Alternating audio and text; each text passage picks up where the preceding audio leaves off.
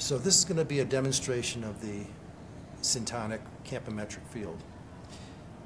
There's a couple things. So the first thing is that the patient's comfortable, feet are on the ground, arms on the table, and that they're at the right height so that they're looking in here and they're comfortable. Second importance, or thing of importance, would be to monitor fixation. There's several ways to monitor it. One is to look directly at the patient. Even if you're doing their left eye from the right side, you can see movement of the eye and movement of the lid. The better way is to have a mirror set up, such as this one on the front of the unit. In this case, you could be doing the field from the back. You could also set a mirror up directly behind the unit, which you can tilt so that you can monitor the patient's fixation. When testing the field, we're going to do four things. We're going to test the motion field, the forum field, which is their ability to pick up a white target, and then we measure three colors. We measure in order green, red, and blue. And we also measure a motion field in the beginning. In the cases of most adults, the motion field is a lot of times outside the page, and probably in Jeff's case we'll see that. So let's go here. So the first thing we do is we make a mark at the center of fixation. But the other thing I'll mention is you need to be very consistent in your measuring of the field. So you should do it the same way all the time. It doesn't matter. You can develop your own technique, but as long as you do it the same way all the time, that's key. Because when a person's coming back, we're using the field as a benchmark as to the effectiveness of the treatment. So you want to be very consistent in your testing. So the first thing to do is to make a mark on the page, which is a fixation target. You can make an X, you can make a plus. In the case of children, you can make a little face or something that they might be interested in. And the instructions to the patient are, Jeff, I want you to look through this lens, and I have a plus here. I'm going to measure your side vision. As I measure your side vision with targets coming in from the side like this, I want you to keep your eyes looking at the center of this form, and I've made a plus here. I don't want you to look hard at it. I want you to look at it in a relaxed way, because this will take some time and I want you to tire out. Sometimes what I'll do in the case of somebody who doesn't understand, face me, Jeff, is I'll go like this and I'll say, so here's the target that we're going to use. This is a white dot. I want you to look at the center of my head. I'm going to bring this target in from the side, and you tell me when you see it as white. Okay, now. And you see how it disappears? Sure. Now it's white. Now I change to a color. Do you know what color that is? No. Green, sure, all right, so we're going to do this coming in like this from the side with white, okay. And we're going to do it coming in from the side with color. Okay, got it. And I'll explain this as we go along. Okay. So let's look in at the white dot. In the beginning, I find it useful, especially if a patient hasn't done this, to educate them, and because there is a lot of subjective variation in this for different patients. So I want you to look directly at the center of this plus. I'm going to bring this target in from the side, and I want you to tell me when you first see white. White. Right, and I'm going to bring it all the way in. I'm going to bring it all the way out. Tell me when you don't see white. Well, actually, now watch and bring it in. No. And then out. Okay. And I'll just show you a color. We'll do this later. Here's the color red, and we're going to bring this in and out. Tell me when it turns red. Red. And now, okay, when it fades out. No. All right, and you see as I come in, when it turns red right about here, Right. does it continue staying the same red, or is it fluctuating? No, it stays. All right, so we'll watch for that as we go along too. So let's do the white first. Usually we use the 1 millimeter white target to test the field. You can also use the 1.5 millimeter to test the peripheral field. In this case, we're going to use the 1 because this is the wand we have. When you test the blind spot, you'll use the 0.5 millimeter target. So we're going to start off testing the motion field first, which Jeff will probably be outside the page. So Jeff, I want you to tell me when you first see this wand moving. No. And when you see it again. No. Again. No. Yep, right there. So, and we make dashed dots, okay, to indicate the motion field. No. No.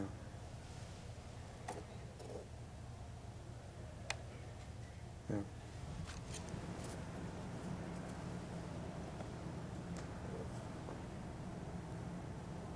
No.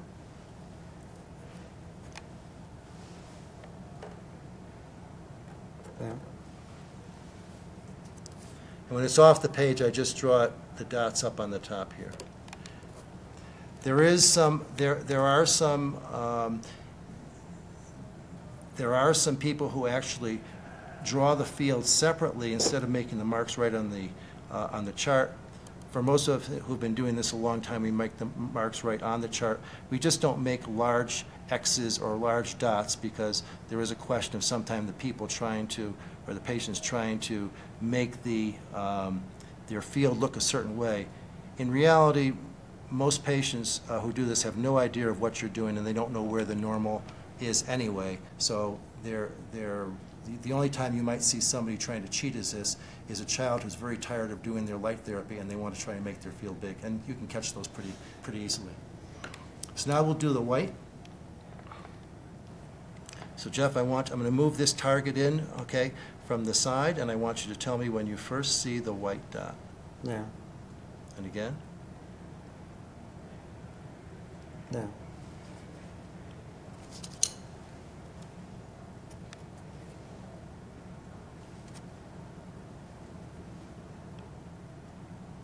No. No.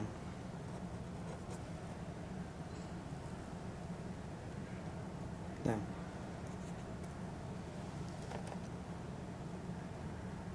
No.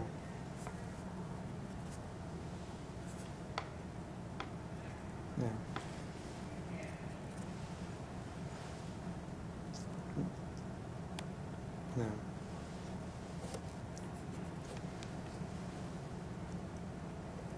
No. Now, in this case, when I did this field with the white, I noticed that especially here and here, Jeff's ability to see the white is outside his ability to see motion. The motion field normally should be outside the white. The white should always be outside the color because the white encompasses all colors. So if you're having difficulty, for instance, where your field is, like your motion field was inside, I'd say, okay, let's just try the motion again just to see if he may have been nervous and may not have been aware of the test. So let's just tell me when you see movement again, Jeff. No. And you'll see that this motion field was just outside the white, which would make more sense. So now we're going to do the blind spot. So I explained to the patient, everybody has a spot in their vision where, due to the fact the nerve goes out the back of the eye, you have no vision in that area. And we're gonna test to see where that blind spot is in your field of vision. Okay. The way we do this, I want you to carefully keep your eyes focused right on the dead center of this target. Okay. Take a look in here. And I want you to tell me when this disappears. So just keep looking at the center of that target. And I'm watching his eyes to make sure he's not moving. Gone.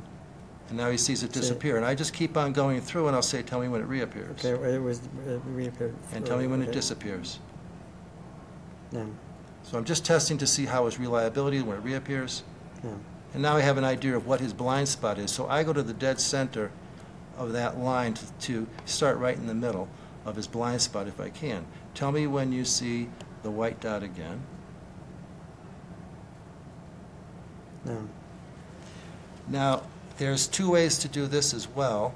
One way is to tell me when you see the white of the white dot. The other is to tell me when you see the entire white circle. Mm-hmm. You can do it. You can do it either way as long as you're consistent, doing it the same way every time.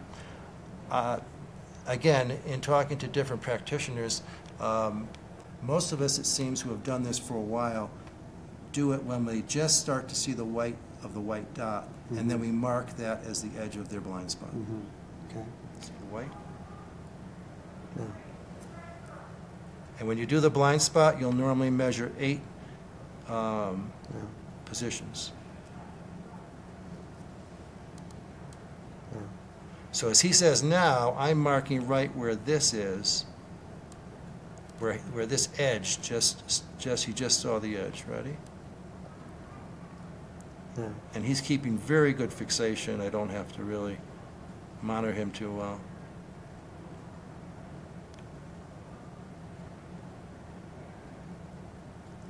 No.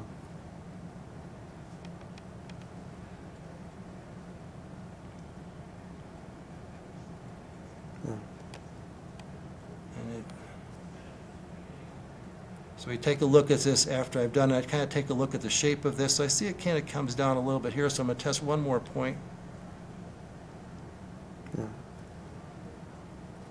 Sometimes you can get an extension of a point or two because you're following a large blood vessel that's coming out of the optic nerve, and there's a lot of variations in the size of the spot. His blind spot looks pretty good, but evaluating the blind spot is extremely important in getting an accurate blind spot and accurate position.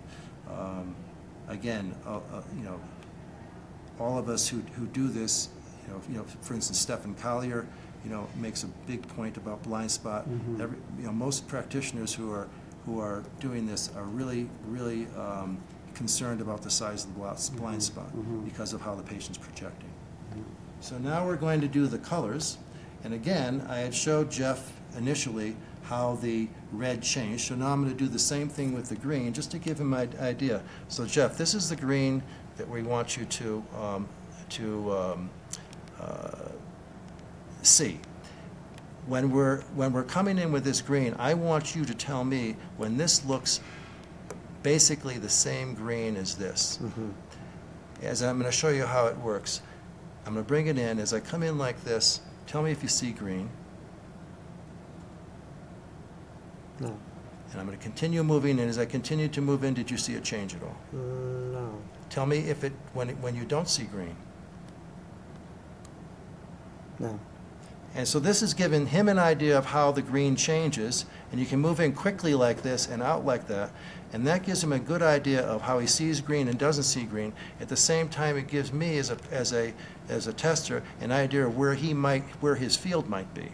So so we're going to come in, Jeff. I'm going to start again. Now again, I'm going to start in the same position each time here. Because of this setup here, I normally like to start down in this area here, which is where where your nose is blocking off your field. The reason I usually like to start here is because as it comes in, usually, okay, beyond that, okay, if his nose wasn't blocking it, he still has some awareness of field over here. So usually you get a nice bright target here. So it's a little bit easier. So I'm going to start here just because I usually do that. Tell me when you first see this as green.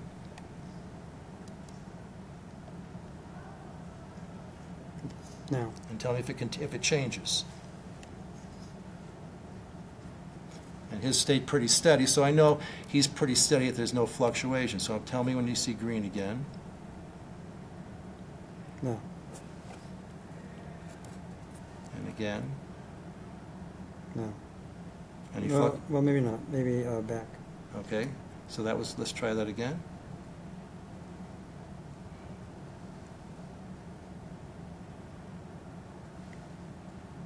No. And is it fluctuating at all? No. Good. Again.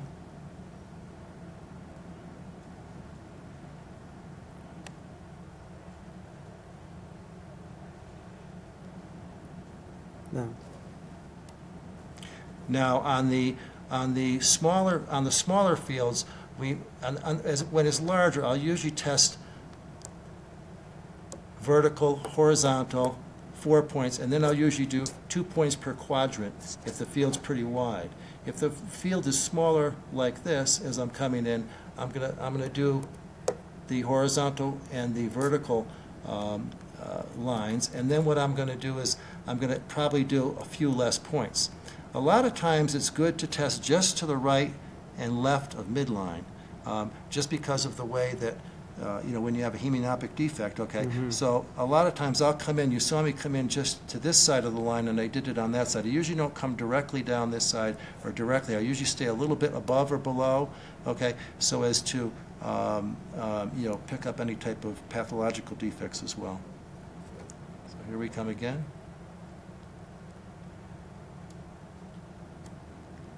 No.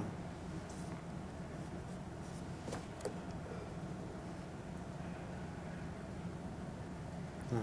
The other thing is when they're inside the blind spot, if you came through the blind spot, the green would disappear, and then it would come back out again. You can actually do that. And okay, so tell me when you see green. No. All right. And a lot of times what they'll do is you can also retest to see if they're keeping fixation to come through the blind spot, and give them a little test to see if it disappears.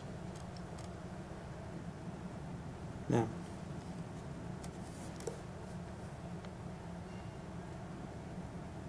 No.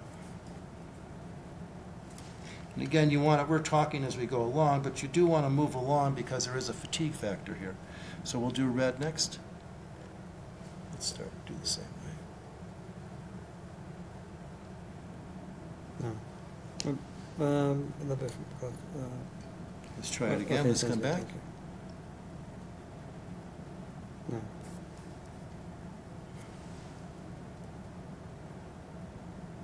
No.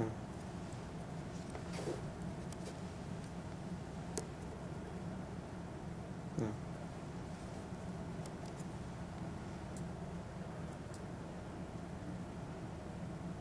No.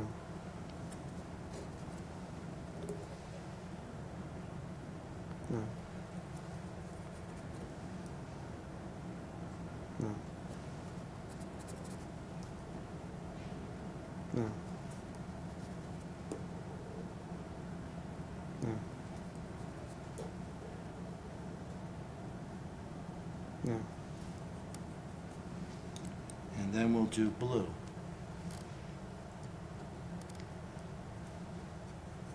If I get fluctuations in it, let's see how you are with the blue, Jeff. Tell me when you see blue.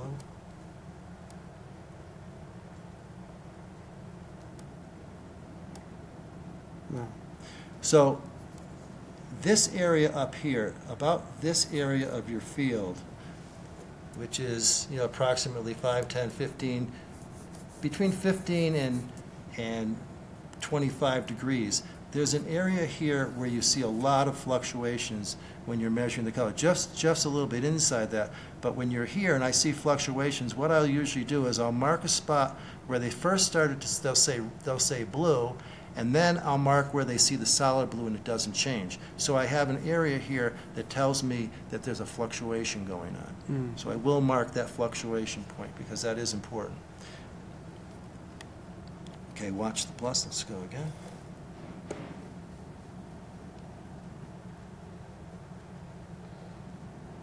No.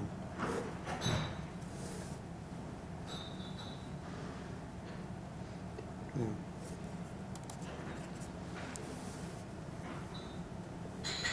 No.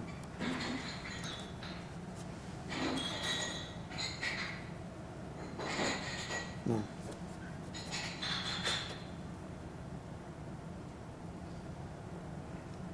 No. No. No.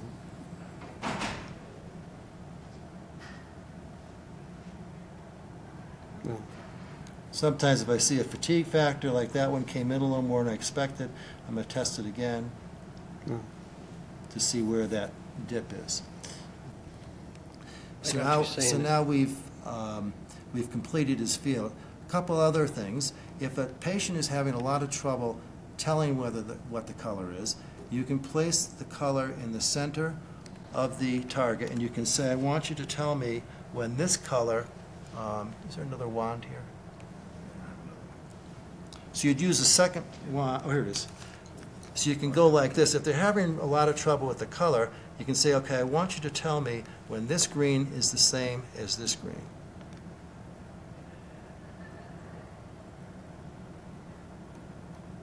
No. And you can see he's basically at the same spot. You could tell by his reactions, obviously he's an educated patient. And so it's also at the end of the day, so his color is in a fair amount, since we've been sitting in the lectures all day long. Mm-hmm. But you can also make a green dot on the center slot. I think probably the best method is to use another wand. You probably shouldn't be any larger than the one you're testing with, and it probably would be helpful to use one that's slightly smaller. So in this case, I would use the green, because we don't want to get you too distracted by that. We want you to pay attention to what's going on in the periphery. Now when we draw the fields, again, you have an idea of where the field is here. Again, you see these dots are not really large, so that the patient really wasn't, too much aware of what was going on. And basically, you draw them in a fairly circular pattern. It's not, because that gives you a little better idea of the volume of space that they're seeing, instead of drawing them with straight lines to each color. You get to the blind spot, we usually stop at the blind spot and continue outside of it.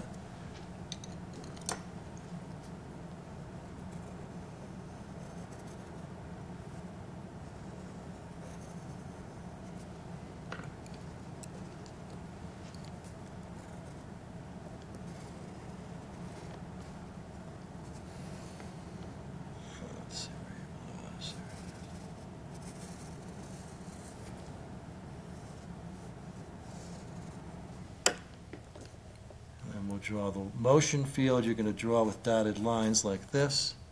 He was off the page here.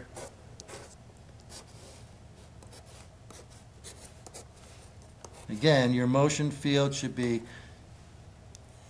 at least as large as the white, and the white should be outside the colors. If the white for some reason is not outside the colors, then I'd recommend you go back and re-educate the patient on what they're looking for.